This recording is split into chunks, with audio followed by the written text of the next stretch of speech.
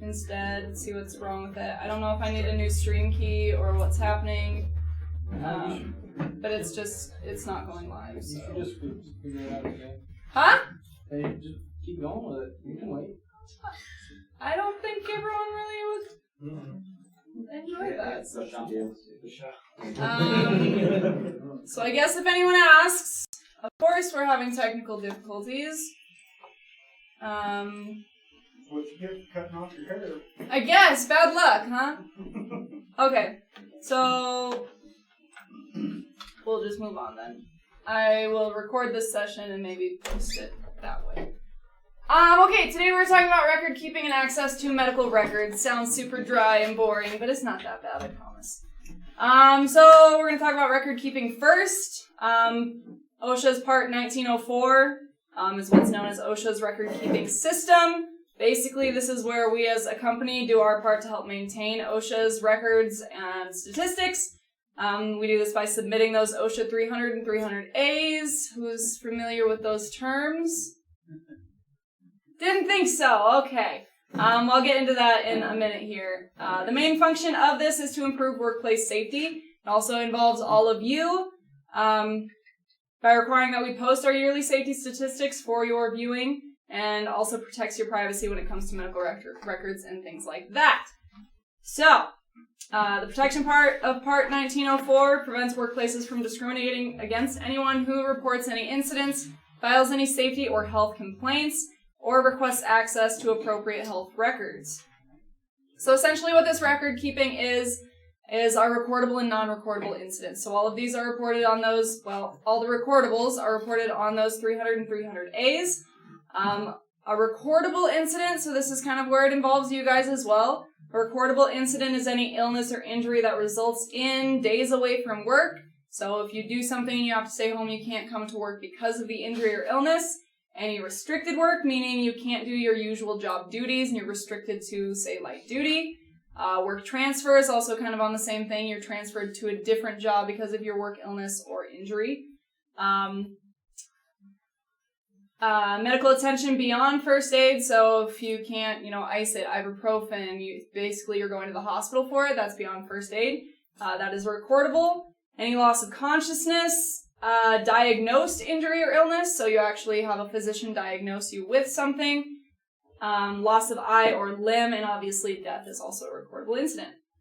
The most common recordable incidents are MSDs, so musculoskeletal disorders. That includes tendinitis or the most common is your lower back injuries. Hint, hint, our last back safety video. And cuts and burns. So severity is going to determine what's recordable, the recordable nature of these injuries. So for example, burns, like a mild scald from a pipe, like you do get burned, but you can just put some ointment from the first aid kit. That's a non-recordable, right? But a third degree burn from, say, like pressurized steam, that's going to be a recordable. So this is our, actually, 2019 OSHA 300 log. So this is what we submitted to OSHA last year. I took all the names out and everything. So let's put this into perspective on how it affects you and everything. So we had 9 recordable incidents last year in 2019. Does that seem like a lot to you? Yes. Too many. Okay, HR, stay out of it. Drivers, employees, shop. How many employees do we have? At this time, we averaged 75. That's not bad considering what we do. Okay, so let's break it down a little more. So if we go to quarter 3, we had 1 incident in quarter 3. And our TRIR, which is our total recordable incident rate, for that quarter alone, so 1 incident, was 0.41. Okay? So then we go to the next quarter, quarter 4, we had 3 incidents. So only 2 more than that quarter 3, right? We had 1 in quarter 3, 3 in quarter 4. What that did was more than tripled our TRIR with 2 more incidents to a 1.37 for quarter 4. Just 2 more incidents doubled our TRIR. Okay? What's more than that is we have an annualized TRIR, so we have quarter by quarter, and then we also have an annualized, so for a rolling 4 quarters. So in quarter 3, we had a 1.65, and then after those 3 incidents in quarter 4, so 2 more than the last quarter, it more than tripled to a 5.49 for an annualized. What do you think the average TRIR is? 1. Yeah. 1 industry, 2. Average across all industries. It is a 2.8. So after 1 incident in quarter 3 and being below industry average, we spiked to nearly double over the average with just 2 more recordable incidents. Do you think this has an effect on you or the company? Well, yeah, sure. Great. Yes. So this TRIR, let me find my mouse here. Oops. Bottom of the screen. Oh, your screen? All right. So, this TRIR number is one of the 2 main numbers that a company is going to look at when deciding if they want to work with Prairie or not. So the other is a DART score, which is a bit separate. But do you think they want to hire a company who has double the industry average? Sure. No, they do not. So this is where it really comes down to the fact that safety is in your hands individually, and each incident that happens that you had the decision of making, that you had the decision of deciding if this is right or wrong, affects not only you, but the company as a whole and the people sitting next to you here, right? Just 2 incidents, just 2 people tripled our average. It's so quiet. All right, so our current annualized TRIR is 2.83. So we did a lot in the last 12 months to improve that. We had a very good first and second quarter for 2020. Third quarter was not great. We'll see how fourth quarter goes. But again, every decision you guys are making out in the field, whatever you're deciding to do, is having a direct impact on you, the people next to you, and the company as a whole. Whether that be immediately right now or long-term in the future, right? Because again, this is a rolling 4-month annualized score. So whatever happens in the previous, 3 months, or quarters, sorry, rolling quarters. Whatever happened in the previous 3 quarters still has an effect now. So our safety focus phrase, I guess no one's online, but hey, is our current TRIR is 2.83. That's way too many numbers. I lost you at first quarter. Maybe you should come see me in my office and I'll go through them all with you because it's kind of important. How long before the numbers drop off? It takes 4 months. Or 4 quarters, sorry, so 12 months. So it's going to be there for... A year. Yeah, essentially. There's also a 3-year average, which keeps it for 3 years rolling. They use that to determine if they're going to work with us or not as much. Mm-hmm. Essentially, right, how long does it take, if you have an unsafe safety culture, right, how long does it take for that to actually embed itself in employees, right? It's changing habits and it's changing behaviors. It's not just something we say, hey, make sure you don't do this, and then everyone turns around the next day and they're like, yeah, let's do it, yeah. No, it takes months, years to actually change behaviors at the root level. Last thing here, record keeping. So we have those record keeping. I actually meant to say access to medical record. It's kind of both of these here. So if you need any access to your medical records or anything like that, basically you just ask HR. They get it for you. Anyone you approve, authorize to get those as well. You sign forms for that. And anyone you release it to. Exposure records. So if you do come into contact with, say, H2S or something like that, we keep those for the duration of your employment, plus 3 years after. So even if you're here for, say, 10 years, we keep it for another 3 after you leave the company. And training records as well are kept for 3 years from the date the training was completed. So if you've been here 4 years, we probably don't have or if you're here for 4 years, we probably don't have your first year's training. Maybe we do if we kept it, but those are required to be kept for 3 years from the actual training date. Any questions, comments, concerns? What about prescriptions? Are those recordables? You tell us, Kim. A lot of people don't know that, but if you go to the doctor and you are given a prescription, even if you don't fill it. Oh, an incident? Yeah. Okay, yeah. Yeah, talking about incidents and recordables and stuff like I that. thought you meant for like record keeping. No, sorry. Back to the TRIRs and the OSHA recordables. Even if you're like, oh, I'm just not going to fill it, it doesn't matter. You were given that prescription. It's better if they're trying to give you a prescription and you don't need it and you know you're not going to fill it. You talk to them at that time and say, hey, what can I take for over the counter?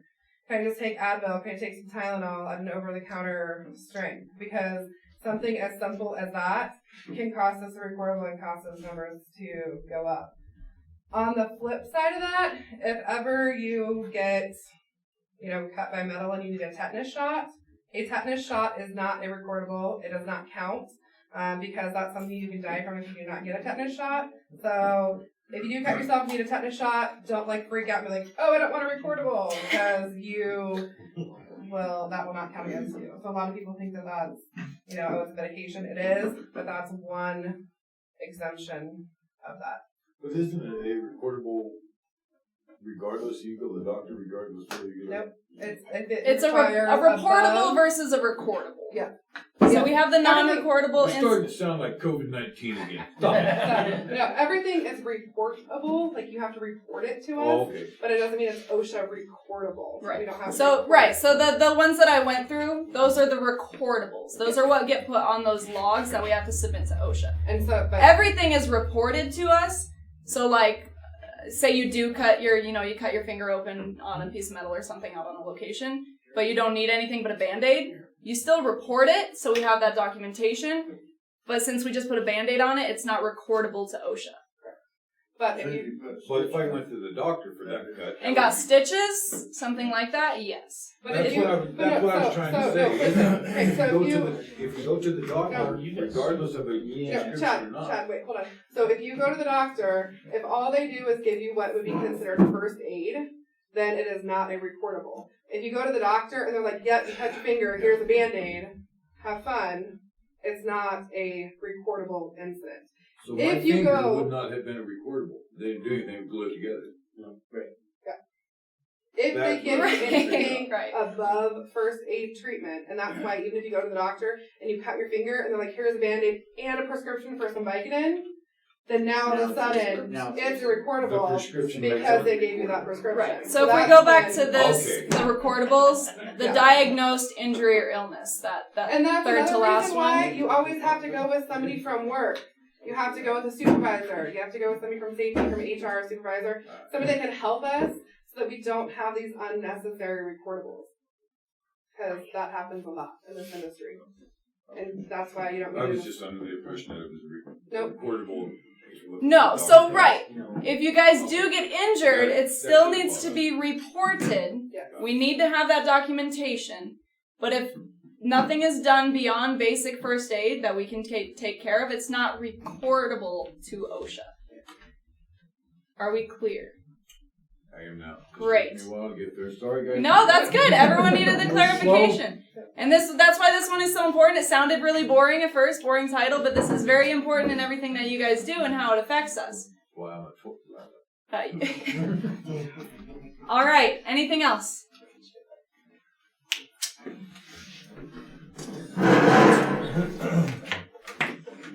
Hey, it's the right key. All right.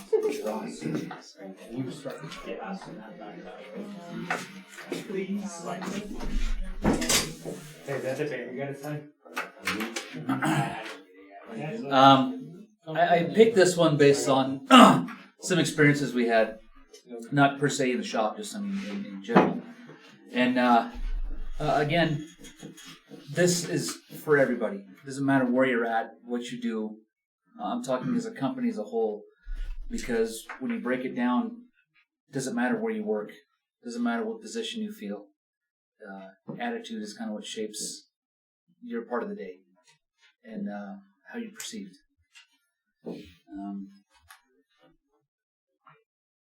Time and place. The reason I put that is, again, I pushed all the mechanics, and I can specify for mechanics, whatever you have going on, when you come in, I need you to put it aside and focus on what you're doing, because your hands are on equipment that's going to be, kind of the life net for someone who's taken that vehicle. So, and that's where this time and place thing came up. Or the family behind him. Attitude, definition. A settled way of thinking or feeling about someone or something, typically one that is reflected in in a person's behavior. And again, I push that because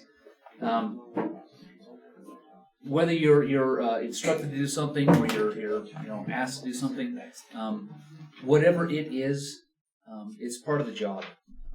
You need to stay focused on that. Understand it's nothing personal. That's just what we're here to do. If directives are given and they're not followed, there's consequences for that. Again, accept it. That's all it is. Just move forward with it.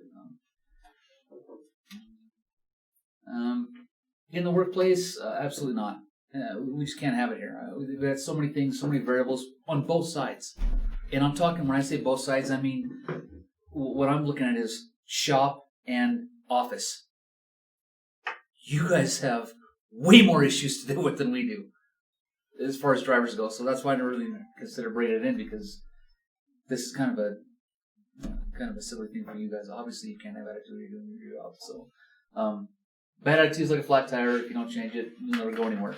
And the reason I put that one in is because the issue that I was focusing on happened in the tire area. And it was between myself and another employee, a tire person. And what it came down to was when this person acted out and I looked around, there was 3 other people in the area.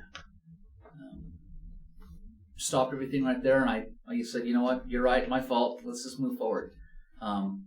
One of the biggest things we push for, that I push for with anybody, is confrontation, good or bad. If there's an issue, I want to confront it so we can get past it and move forward. If it's a great thing, then I want to confront it and let everybody know, hey, this guy did a great thing. So that being said, it's imperative that we focus on why we're here. There's a time and a place for it. We had a while back we had an issue. A driver had an issue, and the way he confronted it worked well for everybody because we were able to sit down with each other, talk about it, confront the issue, and we moved forward. And it made things just so smooth. And that's what we're shooting for with this. Again, if you're given a directive, you don't follow it, and you're given another directive, that's your fault that it wasn't followed. Accept it. Move forward. Because when you come here or you go anywhere else and you open your opinion about how this was handled or how you think it was, your perception of it, again, people pick up on those things. And the last thing we need right now is that kind of perception with anybody. It's so not worth it. Again, perception. Says, listen, I admire your attitude, I really do, but I have to say, King of the Jungle is just not a career I see you in.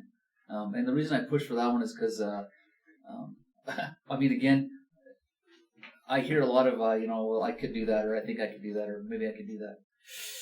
If you could, you would. You're not. So don't. Pretty simple. Right? Again, not trying to be the bad guy, just trying to be honest. I think as far as the interactions that we've had, it's going so much better. Maybe I'm way off, but you guys let me know, or let the shop know. And the reason I say that is because communications open up so much better. The issues, and again, the reason I brought this one up because it was a small petty thing, but I want to confront it now so that it doesn't grow into something bigger. We've had a pattern of behavior in the past from when I started to now that's changed completely. And from our end of it, it's going great. And I can say that based on facts. I'm not it seems like it's okay or it might be getting better. I'm a fact person. And the fact is, last week, at one point in time on Thursday when I left the shop, we were at our lowest percentage for trucks down ever since this company opened. And I equate that to the staff that we have here and their focus on what they're doing. And when I say staff, I'm talking drivers, office people, shop, clientele, everybody. Everybody worked well together because the communication opened up so well. And we were able to do that. So, again, that goal being set, I'm greedy. I want to get that goal lower. And we're going to do that. So, things are going to thin up for a little bit, but they're going to get better. So keep doing what we're doing. I mean, I love it. Everything's going great. Again, I'm open to suggestion. If there's any ideas of things we can help us do better or we can do better for you guys, I mean, we're all for it. Are you gonna do another nighttime tire guy? No. I heard it was going to be you. Actually, the idea came out there, and here's the issue with this. Now, if we do it again, the reason things are going the way they are so well is because we have the right people in the right places. As far as the way our shifts are working, between Wednesday, Thursday, and Friday, we have a solid group, and I can knock out so much more right then. If I could have that all through Monday through 7 days a week, we'd be set, and then I would have it open to do nights. Right now, I don't. We don't have that. So until we get that, I don't want to just throw something together and say, well, now you already have a night person, so now you can rely on that. I don't know that you can, and I don't want to throw someone in the bus like that and say, you know what, you're going to take over nights, and you got to make sure it's kept up right. Maybe they'll pull it off. Maybe they won't. Nothing that we're doing right here for any of you guys is worth a maybe. That's why we haven't done that. So, still in the works, but just not there yet. One more thing, and I didn't ask him, but I'm going to do it anyways because, well, I think he deserves it. One of our mechanics is moving on. Ross is going to be taking off tomorrow. He's moving down south, so I just wanted to have everybody wish him good luck and say thanks and appreciate what he did. So. Good riddance. That's all I got. You ain't Got left me yet? next. No. All right. It's 1 more hour. All right, one thing I want to bring up is winter preparation. First thing I want you guys to worry about your chains. So I haven't seen anybody checking chains in the yard as of yet. Snowstorms, mud, all that stuff's going to be coming into play here real quick. Make sure equipment's right. Shh. Sorry. No, make sure your equipment's right. That's part of your pre-trip inspection. Before that truck leaves this yard, those chains better work. And they better be put together. And you should know if they're going to fit your truck or not. I mean, yeah, we are swapping a lot of trailers and stuff, but it's your guys' responsibility to make sure this gets done. And if anybody has any questions on chaining, ask your gold hat, ask your supervisor. They'll be glad to help. Another thing is get ready for winter because the food and water, make sure you have plenty of it.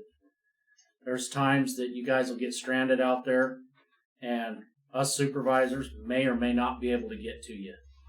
We will try, but we've had a couple guys stuck out there in the field for, there was 48 hours. 48 hours. And they have to sit with the truck. So keep that in mind. Make sure you have blankets, warm clothes, and expect the unexpected. Because, I mean, it could be a nice day, and you know how Wyoming works. You get out there on the upper end of Ross Road, wherever, and get snowed in, can't get out. So be prepared. I mean, we will do what we can to get you out, but be patient. The hose issue. If you can see on the screen, these hoses are kinked. And this has come up a lot lately. There's been 7 hoses replaced in the last 4 weeks. That's over $4,600 worth of hoses. Guys, and it's coming down to sheer laziness. It's just grabbing the hose, pulling it down, trying to kink it into the Getty box. Let's quit doing that and pay attention to what we're doing with our equipment. Get it out, lay it out so it's in a nice good loop, won't kink up. Because wintertime, those hoses get stiff. It's going to happen real easily. They're going to kink worse, and then it's going to be more permanent than it is now with the temperatures we got. So let's try to prevent that cost. Anything else? Jose, with the winter preparation, Yep. I've noticed there's some newer drivers. We're not to not set your trailer brakes. It's going to prevent us from That's good. Have to hit them and all the ice off. When they're frozen, that's a good point to make sure not to set your trailer brakes. I've A lot of been, guys. I've been in the yard and I've heard them just set them both. And especially at locations when they go to load. We've had several phone calls with that.